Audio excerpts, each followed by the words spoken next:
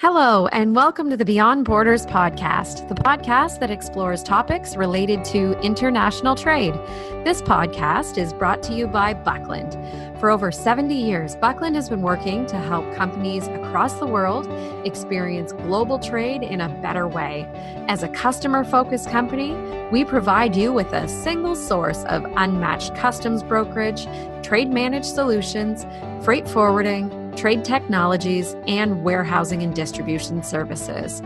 I'm your host, Jenny Kaus, Marketing Coordinator at Buckland, and today I am speaking with our guest, Chris Borganis. Chris is the Supervisor for Classification in our Compliance Services Office in Southfield, Michigan, and he's been with Buckland for more than 3 years. Chris is a licensed customs broker and holds his Certified Customs Specialist designation. Chris focuses on classification and specializes in OEM automotive, aftermarket machinery, and testing apparatuses. Welcome back to the podcast, Chris. Hi, Jenny. It's a pleasure to be back. Chris, you and I spoke a while back on a Beyond Borders podcast that was released on May 23rd, 2018 regarding steel and aluminum tariffs. Now that we're at the end of the summer, in what has been a very eventful year for trade, I think it's a great time to follow up on that conversation. Yeah, I totally agree. A lot has transpired since we last spoke. So let's recap about what it was for maybe those who haven't listened to that episode of the podcast. Okay, last time we spoke, we discussed Section 232, which were the aluminum and steel tariffs that were levied by the United States. These tariffs were levied on multiple HS codes for steel and aluminum imports, and there were some exclusions in place for countries like Argentina, Australia, Brazil, South Korea, as well as some other allies like the NAFTA countries. There were temporary exclusions put in place, but most of these have expired since we last spoke. In addition, we also talked about Section 301 of the Trade Act of 1974, which provided authority to retaliate or take discriminatory actions against countries that harm U.S. exporters. This specifically related to intellectual property rights in China. Both of these levies and tariffs were directly or indirectly aimed at China. 301 questioned China's treatment of intellectual property rights, and 232 questioned the steel and aluminum supply coming from China and then transshipments through other nations. Great. Thank you so much for that recap. I know when we were talking about that, there was so much happening and it was such a time to really be watching the news. So I'm wondering if kind of generally speaking, what are the events that have taken place since we last talked in May? Because what a summer it's been. Yeah, it's been a crazy time for the international trade community. Sure. In general, on both fronts, we've seen a steady escalation on both the steel and aluminum tariffs as well as the Section 301 tariffs with China.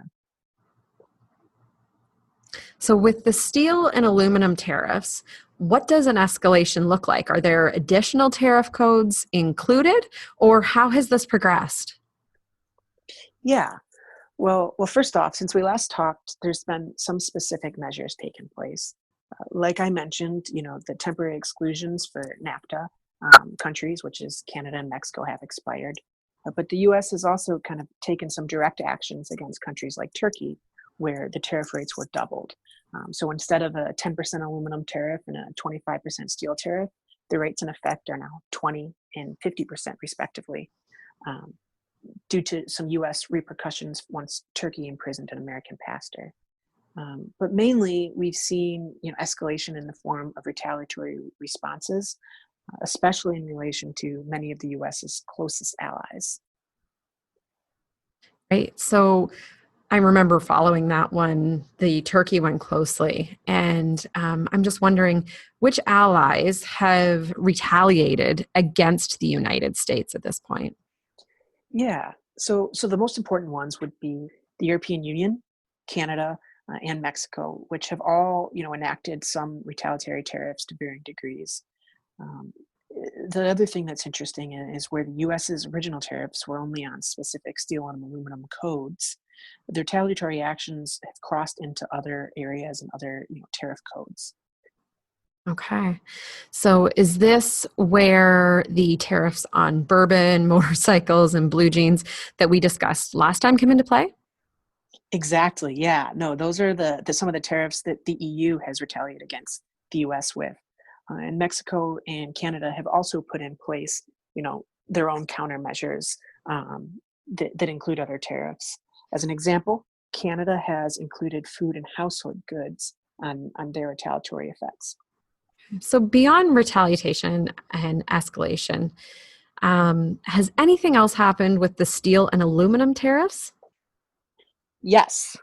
One good note for many importers is that the U.S. has released, since we last talked, a process for filing for exclusions from the Section 232 tariffs.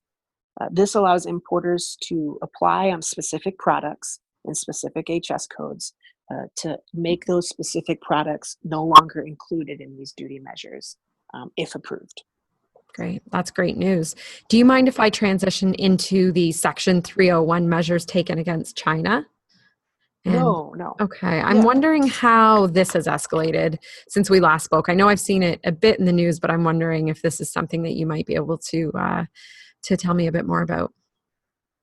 Yeah. So when we last spoke in May, the 301 measures against China had not yet gone into effect.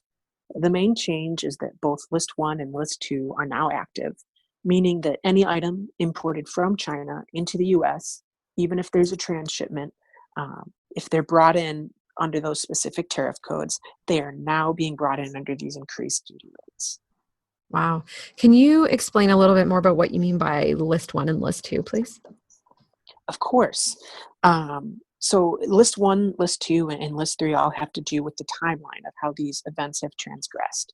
So when the US first released their countermeasures under Section 301, they released a list of tariffs that would be covered. The first list was known as List 1, which chronologically makes a lot of sense. Upon the release of List 1, China issued their own retaliatory tariffs that follow along the lines of what we were talking about a second ago with the EU, Canada, and Mexico. And once China released these, the US has issued another set of tariffs, which is now List 2.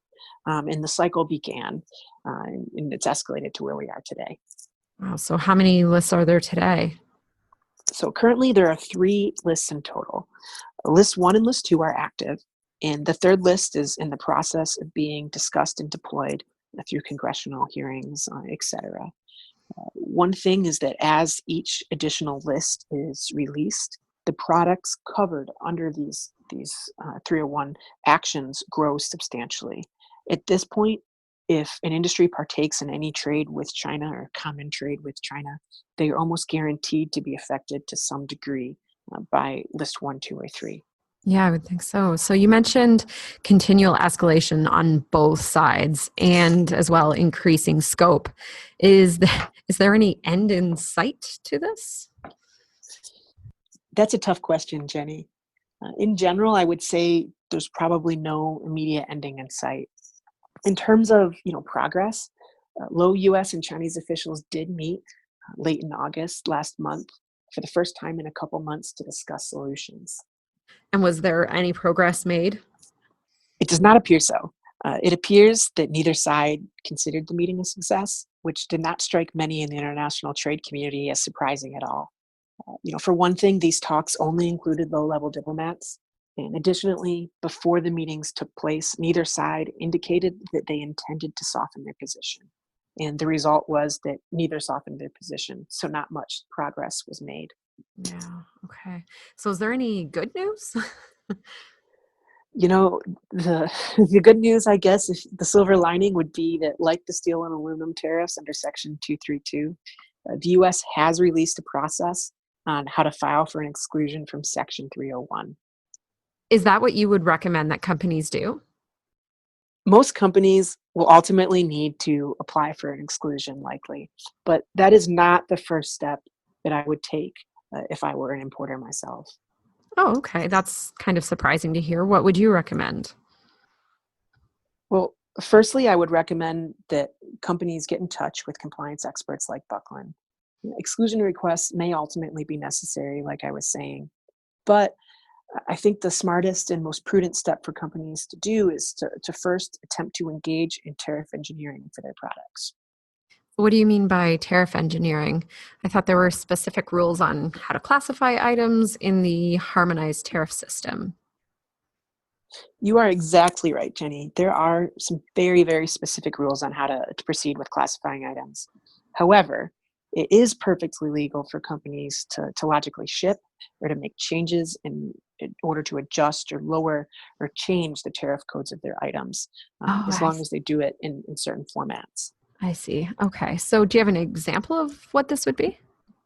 Yeah, this could take many forms. Off the top of my head, I think one of the most common examples would be a split system AC unit. So a split system AC unit has two portions. There's an indoor portion that's within the room or within the wall of the building that you're in, and then there's an outdoor portion which sits on the roof or outside. When both the indoor and the outdoor unit are shipped together, these items should be classified as 841510, which falls under list 3 of section 301, if I'm not mistaken. However, if you take the indoor outdoor unit and ship them separately, each half would fall under 841590. 841590 has a lower tariff code than 841510, and also 841590 is definitely not included in the section 301 tariffs, meaning that not only would you save on the duty of each half of the item, but you also would not be subject to the 301 at this time. Wow, that's a really interesting example, and I can only imagine there's many such examples out there. If a listener has a question on how this relates to their products, is this something that Buckland can help with? Absolutely. Uh, any listeners should feel free to reach out to Buckland at a CSA group at buckland.com. With that, their information and a little bit background of what they're attempting to do, we can review their commodities with them. And if we are unsuccessful in the tariff engineering that I was talking about before, we can even help facilitate their exclusion requests. There is, I guess, one warning that I would like to give with this, especially for items covered under List 1 of Section 301. There's a very quickly approaching timeline for exclusion requests, which is the end of the day on October 9th. So if you have an item covered by List 1, I would recommend reaching out sooner rather than later. Yeah, that's really good to know. And if all else fails and an exclusion request is denied, what could be done then? If that's the case, I think listeners should still reach out to our team. We can talk with them through their products and see if they're potentially eligible for drawback. While currently articles of steel and aluminum are not eligible for drawback, we do anticipate that changing at a future date due to some court cases going on. But beyond that, the Section 301 items are eligible for drawback at this time, and we are ready and able to assist.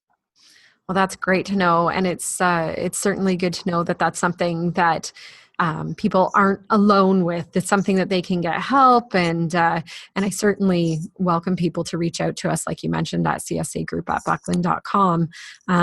These are these are very interesting times we're in, and I know a lot of people are kind of unsure. So I thank you so much. And can you maybe elaborate what look into your crystal ball? What do you think is coming in the future?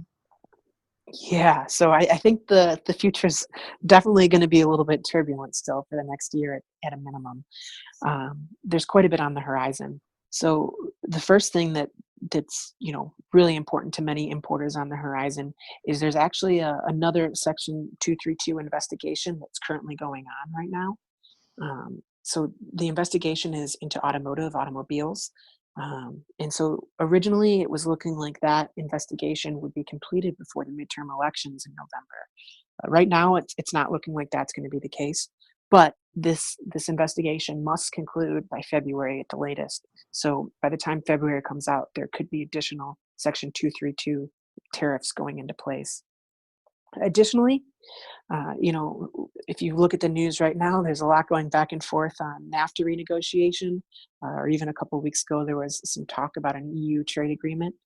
Um, these are important as they could help negate some of the 232 tariffs in place for these countries. It could be linked to permanent exclusions for these allies of the US's. The only other thing I would say that is probably the scariest for most importers that import from China is that, we're waiting to see if a list 4 comes out in regard to the Section 301 tariffs. There's been, some talks and whisperings that list 4 is coming out and is on the horizon. And what will list 4 include? Will it include the rest of the tariff codes, or will it include other specific headings? So we'll see. Wow. Yeah, I thought I almost heard you wrong for a minute there when you said list 4. I was surprised there's yet another one to come. Yeah, sadly, that's the discussion that's circulating, and it looks like that list 4 will be extensive, if or when released. That Wow. being said, when it is released, there is a chance for comment, before the measures go into effect. That's currently what list 3 is in right now. So list 3 is, currently going through the congressional review where companies are able to speak on it, etc. So, I would encourage companies to step up before list 4 is enacted if it is released.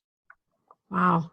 We're certainly going to have to stay tuned, and I would welcome listeners to sign up for the Buckland newsletter as well. That's a great way to kind of keep on top of this. We make sure that all our customers are aware of what's happening as well through our Twitter or LinkedIn pages.